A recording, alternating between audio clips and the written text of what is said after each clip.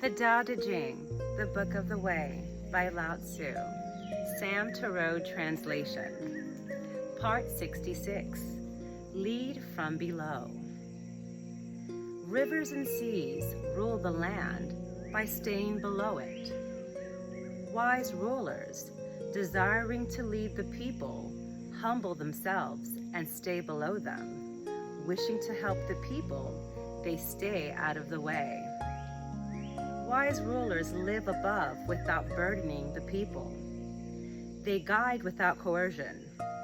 They do not quarrel with anyone, so no one quarrels with them. This is why the world rejoices and never tires of a wise ruler.